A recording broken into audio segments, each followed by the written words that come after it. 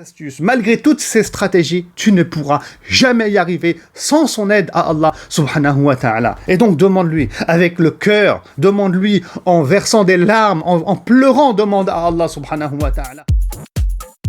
En tant que croyant, on cherche tous à gagner en concentration, khushu' lors de la prière. Parce qu'on aime tous Allah subhanahu wa ta'ala. On aimerait tous être connectés à lui lors de la prière. Alors, comment on peut faire? Dans cette vidéo, je propose 7 astuces. Et la plus importante, bien entendu, c'est la 7e. Et donc, Inch'Allah, écoute bien cette vidéo jusqu'au bout afin de pratiquer toutes ces astuces. Mais avant tout, je vais citer ici un hadith magnifique qui est lié au prophète sallallahu alayhi wa sallam qui dit qu'il y a 3 choses qu'il aime beaucoup dans ce bas monde. La première des choses, c'est les femmes. Et le prophète, sallallahu alayhi wa sallam, il avait des épouses. La deuxième des choses, c'est quoi? Le parfum. Et la troisième, et il a dit, c'est qurratu aini. C'est ce qu'il aime le plus que le parfum, plus que ses épouses, plus que tout, c'est la salate.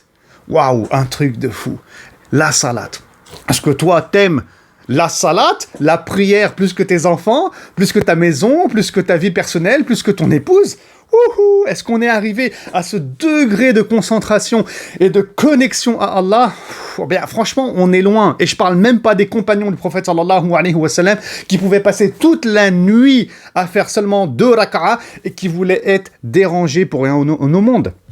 Ils étaient concentrés, ils aimaient la salate, ils gagnaient en patience, en amour en faisant la salate. Alors donc, c'est quoi les astuces pour éventuellement arriver à ce degré ou se diriger vers ce degré-là?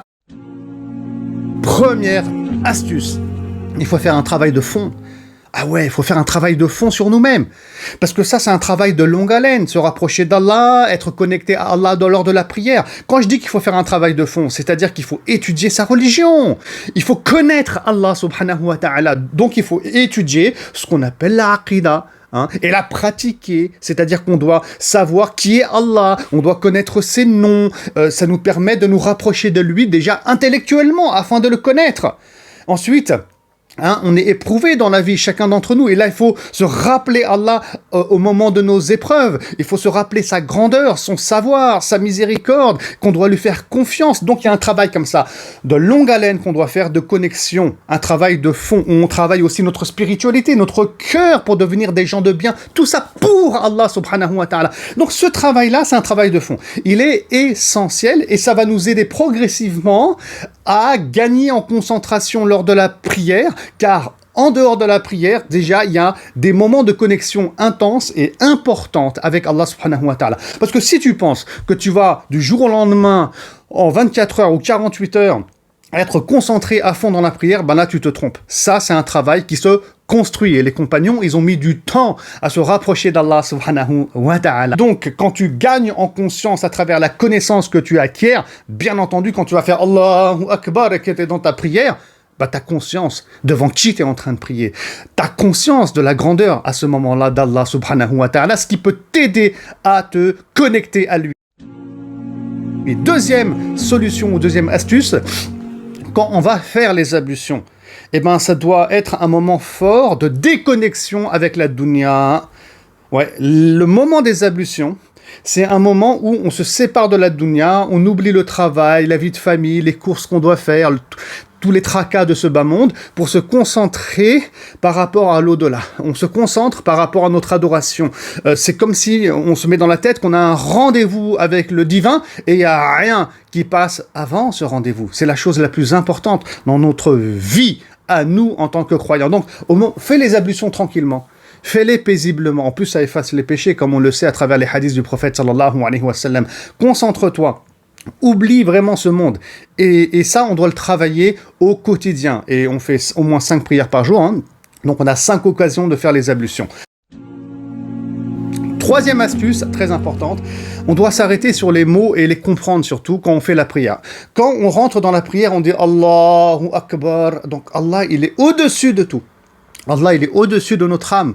Allah, il est au-dessus de sa création. Allah, il est au-dessus de nos épreuves. La République aussi, dis-le, hein. Il faut en avoir conscience de ces mots. Quand tu dis Allahu Akbar en entrant dans la prière. Donc tu te concentres sur des mots qui ont du sens et qui valorise le divin, et donc ton esprit va s'orienter vers Allah, et par voie de conséquence, ton cœur aussi, il va s'orienter vers Allah subhanahu wa ta'ala. Et ensuite aussi, écoute les versets du Coran qui sont récités par l'imam, parce que l'imam, il va réciter en langue arabe. Donc, concentre-toi sur les versets et sur les mots qui sont récités. Ou bien, si tu es chez toi en train de prier et que toi-même, tu récites le Coran en langue arabe, il faut que tu saches, ou plutôt que tu aies connaissance du sens des versets que tu es en train de réciter. Parce que là aussi, il y a une connexion qui se fait au niveau intellectuel, mais aussi une connexion du cœur. Mais c'est en arabe. Ah ouais, c'est en arabe. Et donc là, il y a un autre travail à faire en parallèle, c'est de connaître la langue arabe. Et on doit faire des efforts, lire le Coran, le comprendre en langue arabe, ça a un impact sur le cœur et l'âme. Les sensations qu'on vit à ce moment, c'est des sensations exceptionnelles et ça n'équivaut pas à la compréhension du Coran par rapport à la langue française. La quatrième astuce, il faut prier à la mosquée. Et oui, je sais que c'est dur, je sais que c'est loin, je sais que c'est pas évident pour beaucoup. Mais quand tu es dans la mosquée, il y a l'ambiance de la prière. Donc ça va t'aider à te concentrer mentalement et d'orienter ton cœur vers Allah. Oui, parce qu'il n'y a pas tout plein de photos, tout plein de bouquins sur les murs. Et puis on prie en groupe. Il y a toute une ambiance qui est liée à la salat. Il y a les anges qui descendent. Et si on peut pas prier à la mosquée et qu'on est à la maison, alors dans ce cas-là, on dédie un endroit, un espace dans son appartement, on ferme bien la porte pour que les enfants ils viennent pas nous déranger, on s'éloigne de la télévision, d'internet et du bruit, on prend même peut-être 2 minutes à nous concentrer avant de commencer la salat et après Allahu Akbar et on commence. Donc dédier un endroit calme dans la demeure, c'est important et pas avec tout plein de bouquins comme c'est le cas ici derrière moi autour parce qu'on peut se concentrer comme ça vers un titre de livre ou bien vers une photo. Et là, ça y est, on est sorti de la prière comme d'habitude. Cinquième astuce importante, c'est d'évaluer éventuellement sa prière. Bon, ça, c'est un mécanisme qu'on devrait mettre éventuellement en place dans notre vie. Quand tu as fini la prière, prends juste 2 minutes. Est-ce que j'ai été concentré? Pourquoi j'ai été déconcentré? Pourquoi la prière, je l'ai faite trop rapidement? Pourquoi ceci, pourquoi cela? Donc on se pose des questions en toute honnêteté et ensuite on peut éventuellement écrire les réponses ou bien écrire les solutions. Donc un petit temps d'évaluation de 1 minute, 2 minutes après chaque prière et progressivement cela va nous permettre d'améliorer la qualité de notre prière. 6e astuce, les postures qu'on a au moment de la prière. Donc là, il faut qu'on soit vraiment concentré. Quand je dis les postures, c'est-à-dire qu'il faut rester bien droit. C'est pas t'es comme ça pendant la prière, tu commences à t'étirer, tu commences à te coiffer, tu commences à te gratter, tu commences à regarder le ciel, tu prends ton portable, tu regardes. Non, il n'y a pas grand monde qui fait ça quand même. C'est abusé, mais reste droit dans tes bottes au niveau de la posture physique et regarde le sol, regarde l'endroit où tu vas te prosterner, Inch'Allah. Et tout ça aussi, ça t'aide à gagner en concentration. Et la 7e astuce qui est la plus importante, comme je vous disais au début de cette vidéo, les douas, les frères et les sœurs. Invoque Allah. Demande-lui qui te facilite. Demande-lui. Allah, il est notre Rabb. Allah, il a créé les cieux, les montagnes, la nature, il t'a créé toi. Il n'y a rien de plus simple pour Allah subhanahu wa ta'ala qu'il te facilite l'acquisition de la concentration, al-khushu' au moment de la prière. Donc tourne-toi vers Allah subhanahu wa ta'ala, invoque-le, demande-lui de te guider.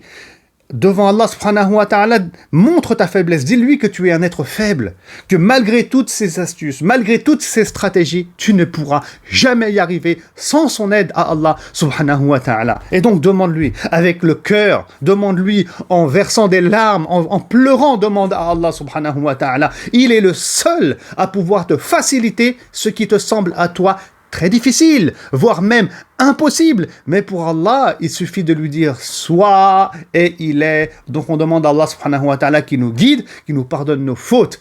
Et qu'Allah subhanahu wa ta'ala fasse que nos prières soient un argument en notre faveur, yawm al-qiyamah, et non pas un argument contre nous. Voilà donc, la vidéo est terminée. C'était des astuces pour mieux pratiquer la prière. Parce que l'objectif qu'on a, c'est de se rapprocher d'Allah. L'objectif qu'on a, c'est d'arriver un peu à suivre le modèle du prophète Mohammed sallallahu alayhi wa sallam. Wallahi, quand on voit comment les compagnons y priaient, l'impact qu'il y avait dans leur vie, et quand on voit nos prières, franchement, il y a un grand fossé. Eux, quand ils priaient, ils récoltaient les fruits. Ils priaient pas en apparence, mais ils visaient la proximité à Allah subhanahu wa ta'ala. Même ça, il faut qu'on le change dans nos esprits. Donc, il y a un gros travail à faire. On prend notre temps, alhamdulillah. L'essentiel, c'est d'avancer dans le bon sens. Salam alaikum wa rahmatullahi wa barakatuh.